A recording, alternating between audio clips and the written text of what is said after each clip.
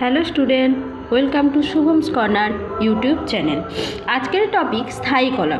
আমরা আগামীকাল পড়েছিলাম যে কলাকে অর্থাৎ উদ্ভিদ কলাকে দুটো ভাগে ভাগ করা যাচ্ছে, একটা ভাজক কলা আর একটা স্থায়ী কলা।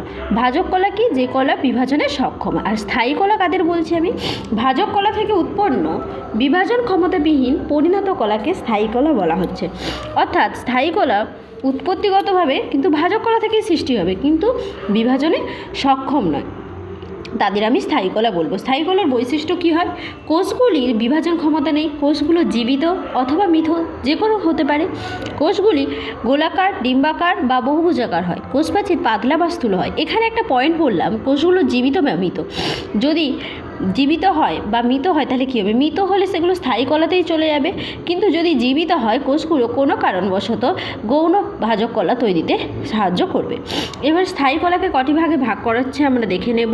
স্থায়ী কলাকে ভাগ করা যাচ্ছে সরল, জটিল। সরলের আবার ভাগ আছে প্যারেনকাইমা, কোলেনকাইমা, স্ক্লেরেনকাইমা। জটিলকে ভাগ করা যাচ্ছে জাইলেম, ফ্লোয়েম। ঠিক আছে, জাইলেমের ভাগ আছে ট্র্যাকিট, ট্র্যাকিয়া, জাইলেম প্যারেনকাইমা, জাইলেম তন্তু।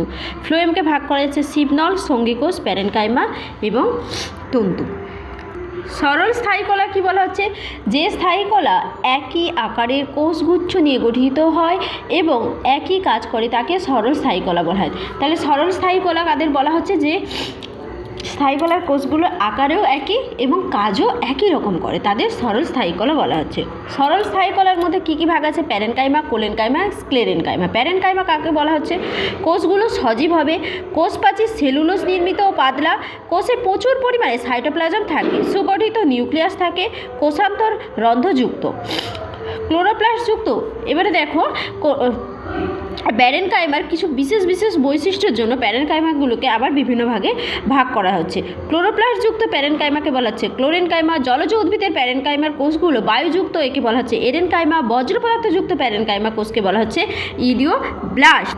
কোলেনকাইমা কি বলা হচ্ছে? কোষগুলির কোষপ্রাচীর স্থূল, কোষগুলি গোলাকার, বহুভুজাকার অথবা বেলনাকার হয়। কোষপ্রাচীর সেলুলোজ ও পেকটিন থাকে, কোষান্তর রন্ধ্র থাকলেও খুবই ছোট আকৃতির। এরপরে যেটি পড়বো সেটা হচ্ছে স্ক্লেরেনকাইমা। স্ক্লেরেনকাইমাগুলো হচ্ছে যে মৃত সরল কলা। কোষগুলির প্রাচীর লিগনিনযুক্ত, স্থূল ও শক্ত। কোষ প্রাচীরে ছোট ছোট ছিদ্র বা খুব থাকে। এবারে আমরা পার্থক্য পড়ে নেব প্যারেনকাইমা, কোলেনকাইমা এবং স্ক্লেরেনকাইমার পার্থক্য। প্যারেনকাইমা কি? সজীব সরল করা। কোলেনকাইমা কি? সজীব সরল করা, কিন্তু স্ক্লেরেনকাইমা মৃত সরল করা। এদের কোষপ্রাচীর সেলুলোজ দিয়ে তৈরি।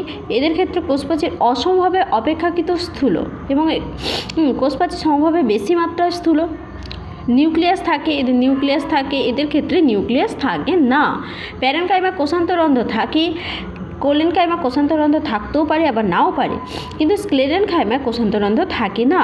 তাহলে প্যারেনকাইমার কাজ কি? খাদ্য সঞ্চয়, খাদ্য প্রস্তুত এবং খাদ্য পরিবহনে। কোলেনকাইমার কাজ দৃঢ়তা, খাদ্য সঞ্চয়, এবং স্ক্লেরেনকাইমার কাজ হচ্ছে শুধুমাত্র উদ্ভিদকে দৃঢ়তা প্রদান করা। কোথায় থাকে প্যারেনকাইমা? কাণ্ড, মূল ও পাতার নরম অংশে। কোলেনকাইমার কাজ কোথায় থাকে? পাতার বোটা, মধ্যশিরা ও কাণ্ডে থাকে। ঠিক আছে, আর স্ক্লেরেনকাইমা থাকে পেয়ারা, নাশপাতি, আপেল প্রভৃতি ফলে থাকে। Thank you.